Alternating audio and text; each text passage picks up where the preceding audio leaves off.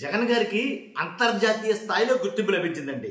జగన్ గారికి ఇదేంటబ్బా అంటే కనుక ఇలా చాలా సార్లు చాలా చోట్ల జగన్ గారికి అయితే అంతర్జాతీయ స్థాయిలో కావచ్చు, కేంద్ర స్థాయిలో కావచ్చు, చాలా సార్లు జగన్ గారు చేసిన కొన్ని సంస్కరణలకి అంతర్జాతీయ గుర్తింపు లభించిందని చెప్పాలా. ఇప్పుడు ఏంటి అని అంటే కనుక చెప్తాను. చెప్పే ముందు నా రిక్వెస్ట్ ఉంది, ఫస్ట్ లైక్ చేయండి. లైక్ చేస్తే ఈ విషయం ఎక్కువ మందికి షేర్ అవుతుంది. అది మీ బాధ్యత. లైక్ చేయడం నాకు కూడా మోటివేషన్ ఉంటుంది. కొత్తగా మన ఛానల్ చూస్తే పక్కాగా సబ్స్క్రైబ్ చేయండి. మీ అమూల్యమైన అభిప్రాయాన్ని కామెంట్ రూపంలో తెలియజేయండి.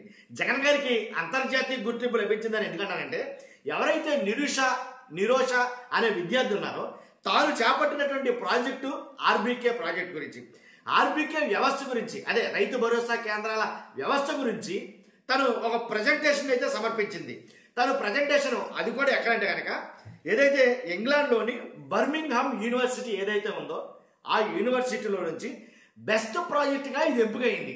నిరూష చేపట్టినటువంటి రైతు భరోసా కేంద్రాల మీద చేపట్టినటువంటి ప్రజెంటేషన్ ఏదైతే ఒక వర్క్ ఉందో అది బెస్ట్ ప్రాజెక్టుగా సెలెక్ట్ అవ్వడం, అంతేకాదు దాంతోపాటు గోల్డ్ మెడల్ ఇవ్వడం ఇచ్చి రైతు భరోసా కేంద్రాలు ఏదైతే ఒక ప్రాజెక్ట్ ఉందో నిజంగా అద్భుతం, దీనంత మంచి ప్రాజెక్ట్ ఇంకెక్కడా లేదని ఇంగ్లాండ్ యూనివర్సిటీ వాళ్ళు ప్రశంసించారు.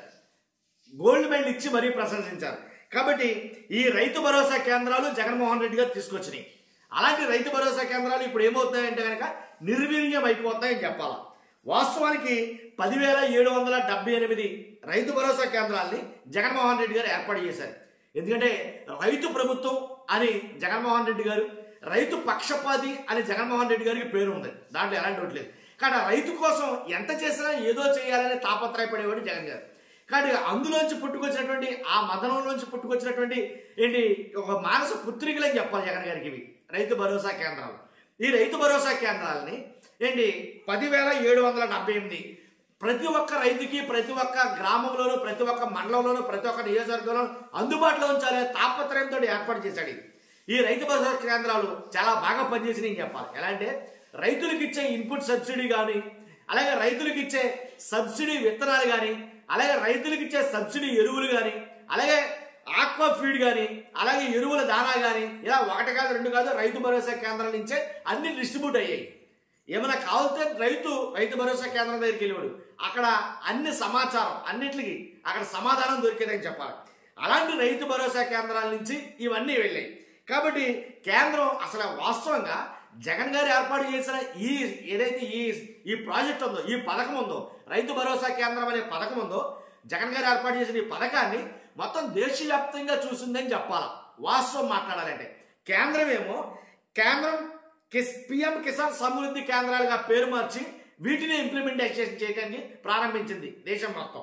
అలాగే ఇంకా వేరే రాష్ట్రాలు ఆంధ్రప్రదేశ్కి వచ్చి ఈ రైతు భరోసా కేంద్రాలు వీటన్నిటిని అధ్యయనం చేసి వాళ్ళ రాష్ట్రాల్లో ఇంప్లిమెంటేషన్ చేసుకోవడానికి చాలా ప్లాన్లు చేశాయి. రాజస్థాన్ కావచ్చు, మహారాష్ట్ర కావచ్చు, ఉత్తరప్రదేశ్ కావచ్చు, అలాగే వీటితో పాటు ఇథియోపియా దేశం కావచ్చు, ఇలాగ చాలా రాష్ట్రాలు, అలాగే దేశాలు కూడా వీటన్నిటిని చూసాయని చెప్పాలి. అంతేకాదు ఇప్పుడు ఏదైతే ఇంగ్లాండ్ దేశం ఉందో ఈ రైతు భరోసా కేంద్రాలని సూపర్గా ఉన్నాయి, చాలా బాగున్నాయి.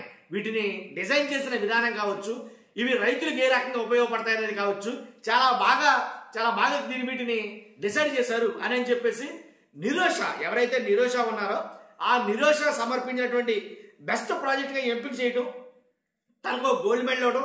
ఇంకా ఇక ట్విస్ట్ ఏంటంటే అదే నిరోష గారు ఏదైతే ఇంతకుముందు జగన్ గారి హయాంలో జగనన్న విదేశీ విద్యా దీవెన ఏదైతే ఉందో ఆ విదేశీ విద్యా దీవెన కిందనే చదువుకోవడానికి ఇతర దేశాల్లో వెళ్ళి చదువుకోవడం జరుగుతుంది. ఎక్కడ ఇంగ్లాండ్లోని బర్మింగ్హామ్ యూనివర్సిటీలో చదువుతుందంటే కారణం జగన్ గారు ఇచ్చినటువంటి విదేశీ విద్యా విధానం ద్వారానే. అదో ట్విస్ట్. ఆ విదేశీ విద్యా విధానం ద్వారానే చదువుతూ, జగన్ గారు ఇచ్చిన విదేశీ విద్యా విధానం ద్వారా చదువుతూ మళ్ళీ జగన్ గారు చేపట్టినటువంటి కార్యక్రమం రైతు భరోసా కేంద్రాలనే ప్రాజెక్టుగా ఎంపిక చేసుకోవడం. ఖచ్చితంగా 100% ఇది బెస్ట్ ప్రాజెక్టుగా ఎంపిక అవుతుందనే తను తీసుకున్న నిర్ణయం నిజంగా హ్యాట్సాప్ చెప్పాలి.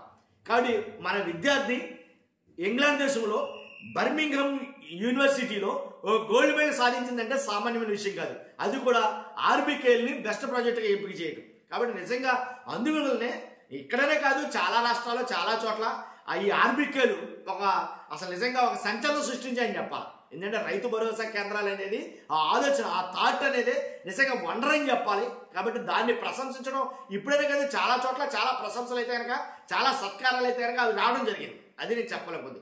కానీ మీ అభిప్రాయం కూడా ఖచ్చితంగా కామెంట్ రూపంలో తెలియజేయండి. ఫస్ట్ అయితే లైక్ చేయండి, కొత్తగా మన ఛానల్ చూస్తే పక్కాగా సబ్స్క్రైబ్ చేయండి. Thank you very much.